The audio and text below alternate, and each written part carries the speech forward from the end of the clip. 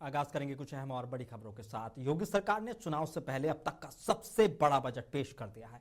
9,12,000 करोड़ रुपए का यह बजट पिछले साल से 12% ज्यादा है। इसमें शिक्षा, स्वास्थ्य, रोजगार, महिलाओं के लिए काफी सुविधाएं हैं, इंफ्रास्ट्रक्चर पर खास फोकस किया गया है। वित्त मंत्री सुरेश खन्ना ने 43,000 करोड़ रुपए की नई योजनाएं शुरू करने का ऐलान किया है। अब बेटियों की शादी के लिए 51,000 की जगह 1,00,000 रुपए दिए जाएंगे। 10 लाख युवाओं को रोजगार दिए जाएंगे। प्रदेश में 60 मेडिकल कॉलेज हैं, 16 नए और खोले जाएंगे। 3 यूनिवर्सिटीज को भी शुरू किया जाएगा। केंद्र की तरह ही राज्य सरकार 7 शहरों को स्मार्ट सिटी डेवलप करेगी और मेधावी छात्रों को 400 करोड़ रुपए से स्कूटी बांटी जाएगी।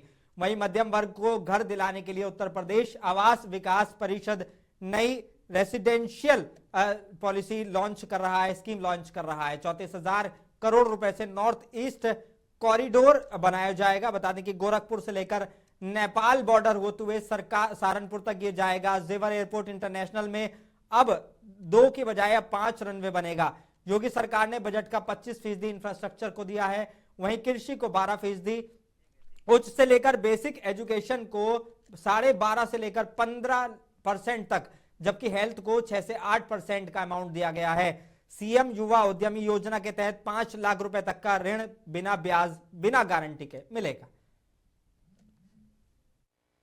और अगर बजट की मैं थीम कहूं तो यह सुरक्षित नारी, सक्षम युवा, खुशहाल किसान और रात को काम, तकनीकी निवेश से समृद्ध होता उत्तर प्रदेश के लिए समर्पित यह बजट 9 वर्ष के नवनिर्माण की एक नई गाथा को देशवासियों के सामने प्रस्तुत करता है।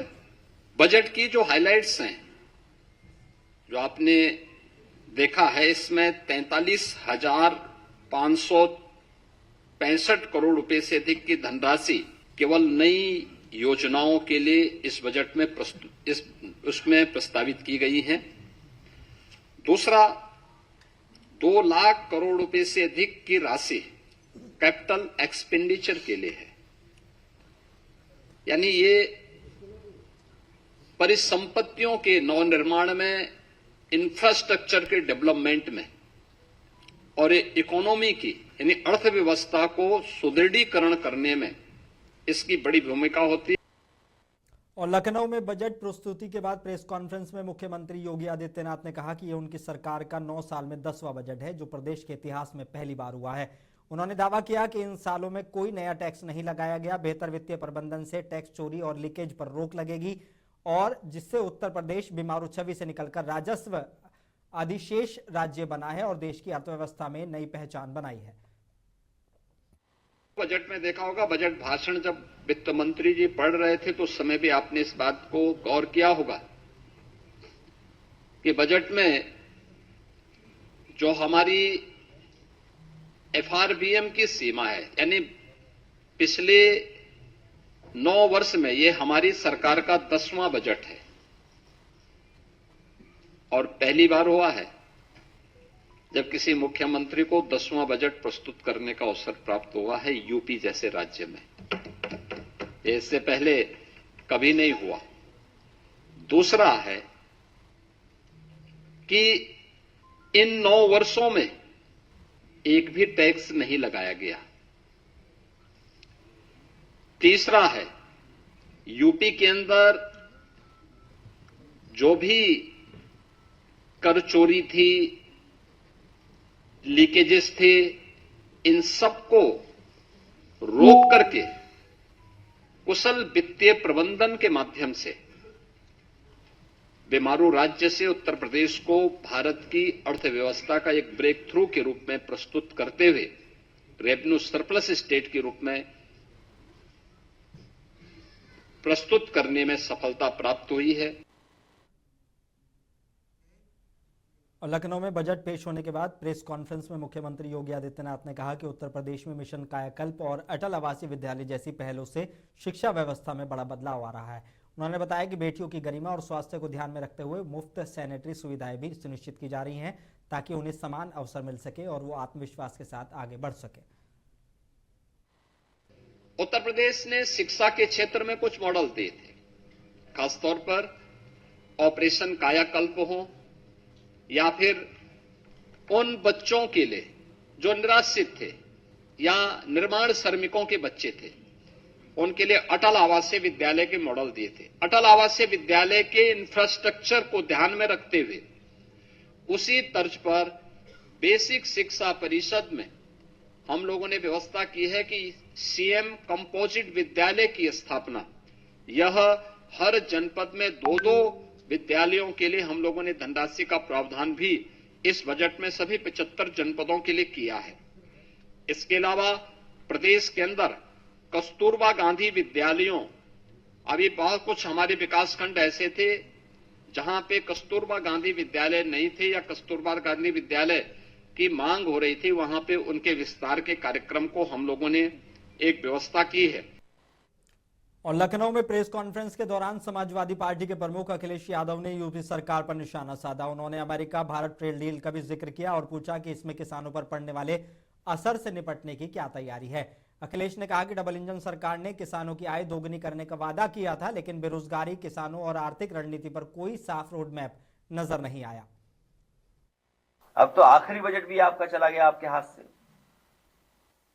और फिर जो डील में ढील दी गई है उसके बाद हमारे किसानों पे कितना बड़ा संकट आने वाला है, उसकी तैयारी क्या की उत्तर प्रदेश की सरकार ने,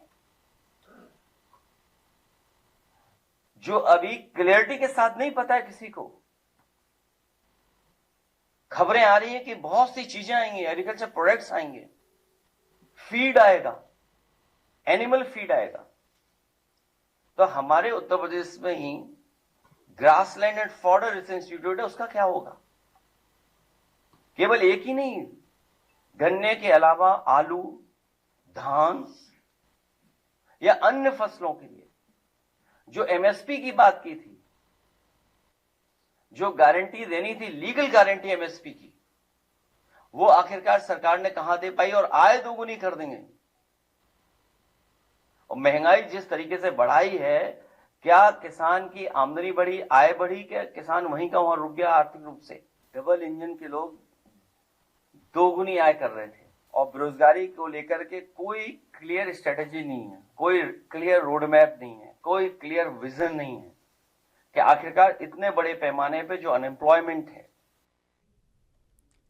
मुंसिफ टीवी के ब्यूरो चीफ फैज अहमद ने यूपी सरकार के मंत्री दानिश आजाद अंसारी से बजट समेत कई अहम मुद्दों पर बात की है। क्या कुछ कहा, सुनिए।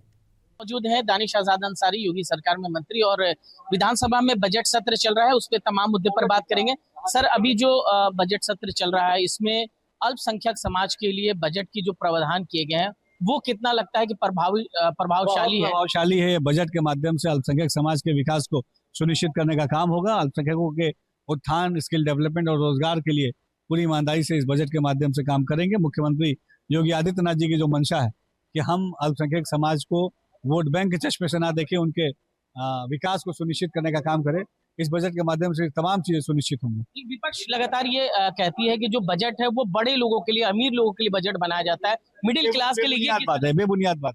हुमायूं कबीर का जिस तरह से बयान आ रहा है, वो हालांकि वो एक थोड़ा सा पॉजिटिव सवाल मैं ये कहना, जो हुमायूं कबीर ने जो बात कही है कि हम बाबरी मस्जिद बनाएंगे, हालांकि वीडियो में जारी उन्हें नमाज पढ़ने तक नहीं आता और मस्जिद बनाने की। देखिए, ये सब केवल और केवल अपने राजनीतिक लाभ के लिए, मुसलमानों को बरगलाने की नीयत के साथ ये तमाम बयान ये लोग दे रहे हैं। तो ये थे दानिश आजाद अंसारी, और साफ तौर से ये कह रहे थे कि बजट सत्र जो चल रहा है इसमें कल्याणकारी बजट है, इसमें अल्पसंख्यकों का भी ख्याल रखा गया है, और कहीं ना कहीं ये बजट जो है उत्तर प्रदेश की दिशा और दशा बदलने में एक महत्वपूर्ण योगदान देगा। मेरे सहयोगी दीपक कुमार के साथ मैं फैज अहमद, मुंसिफ टीवी, लखनऊ। सपा के कद्दावर नेता इरफान सोलंकी की पत्नी और विधायक नसीम सोलंकी से मुंसिफ टीवी के नुमाइंदे फैज अहमद ने खास बातचीत की है, सुनिए क्या कुछ कहा।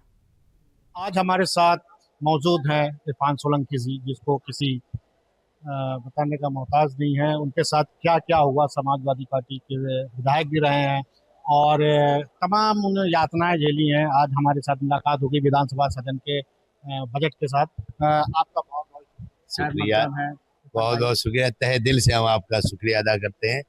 अल्लाह जानता, जब से निकल के आए, जो प्यार लोगों ने दिया, समय समय में आपने हमारी बेगम, हमारे बच्चों की बेबसी और जो जुर्म आपने अपने चैनल में दिखाया, अल्लाह जानता, मैं दिल की गहराइयों से आपका शुक्रिया अदा करता हूँ। वो कहते हैं कि सच परेशान हो सकता है पर पराजित नहीं। अल्लाह ने इम्तिहान लिया और अल्लाह के फजल करम से हमारी विधानसभा की जनता, कानपुर की जनता और पूरे हिंदुस्तान की जनता ने जो हमें प्यार दिया, हमारे ऊपर यकीन रखा, विश्वास रखा, मेरे अल्लाह का करोड़ बार शुक्र एहसान है। बस इस बात का सब्र है कि मेरे अल्लाह को हर चीज़ की खबर है और इंसाफ सिर्फ अल्लाह करता है, क्योंकि फैसले तो अदालतों से होते हैं। फैसलों में भूल चूक हो सकती है पर इंसाफ में कभी भूल चूक नहीं होती। जी बिल्कुल, हमारे देश की अदालत आपके साथ इंसाफ करेगी। इरफान भाई, आज बजट पेश हुआ, इसके बारे में आप क्या कहना चाहते हैं? ये बजट 2027 से लेके क्या रंग ला सकता है और इसमें समाजवादी और आपका पर्सनली इसमें क्या इंटरेस्ट है? पिछले 10 साल से मैं इनका बजट देख रहा हूँ। हर बार ये कहते हैं इस बार इतना आगे, इस बार इतना आगे, इस बार इतना आगे। पिछली बार भी आपने कहा था बहुत बड़ा बजट है। बजट जमीन पे आना चाहिए, जनता को इसका लाभ मिलना चाहिए। जब तो बजट बजट है, वरना बजट का फायदा क्या? चला चले की बेला है, आज उनकी बारी है तो कल हमारी बारी है। आप थे इरफान सोलंकी जी। नाजरीन, मैं आपको बताना चाहता हूं कि इन्होंने अपने दिल की बात आज मुंसिफ टीवी के सामने रखी। हम इनका बहुत आभार करते हैं और मुंसिफ टीवी इनका खैर मकदम करता है। हम चाहेंगे कि ऐसी कोई भी चीज़ इनके साथ ना हो जो इनके खिलाफ हो। बस हम ये चाहते हैं कि जो भी सुप्रीम कोर्ट या न्यायालय जो भी करे, इंसाफ करे। मुंसिफ टीवी के लिए लखनऊ से मोहम्मद नसीम शेख, लखनऊ।